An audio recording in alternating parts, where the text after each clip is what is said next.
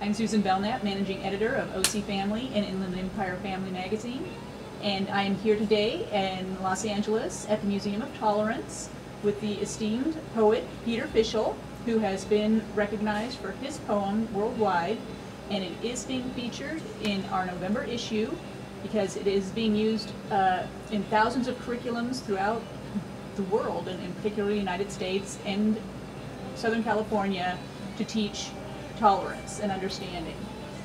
Peter, thank you for joining us. Thank you, Susan. I am honored. Let's go backtrack a little bit. Tell me about how the poem was written. What inspired you? Yes, that is very, very interesting. In 1965, around that, and I walked into an old bookstore. And what happened was I was glancing through the magazines. That was the 1960 November 28 issue of Life magazine, and on page 107 they showed a little black and white photo of the little Polish boy standing with his arms out.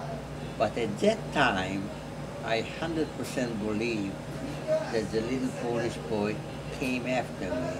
And after about roughly 4 years, at 2 o'clock in the morning, I woke up and I looked in the corner and I saw the little Polish boy with all the people. And at that time, I have written a letter to the little Polish boy. That's why the title is To the Little Polish Boy Standing with His Arms Out.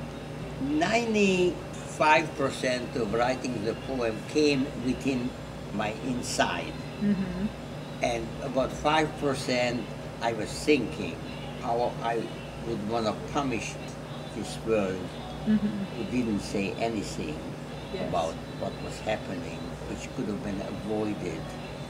When I thought I finished the poem, I read it to myself, and I don't know for how long I cried, but a horrible cry I had.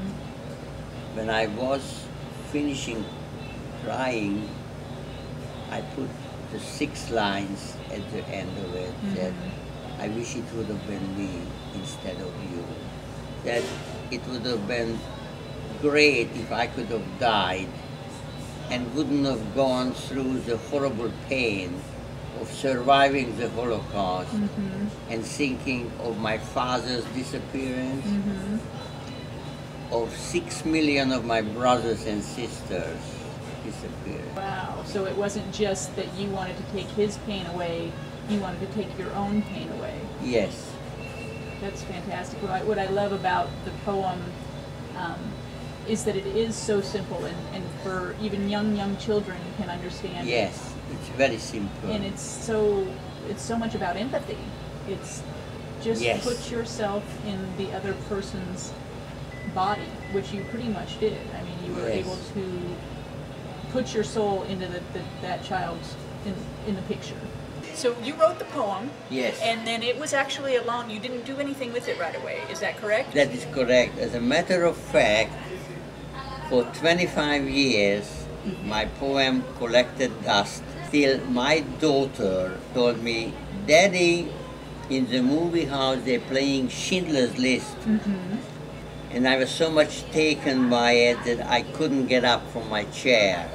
And I turned to my daughter and I said, we're gonna go home and I will publish that little Polish boy poem. Wonderful. So 25 years it sat in your drawer.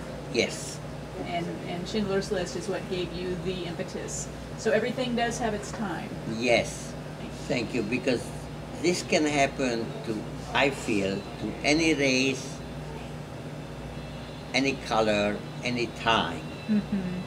And I think as human beings we should do something to try to avoid it. Thank you. God bless you. Thank you so much, Peter. Thank you, Susan. I appreciate it. Thank you so much for joining us. Again, my name is Susan Belknapp, Managing Editor of IE Family and OC Family Magazines. Thank you.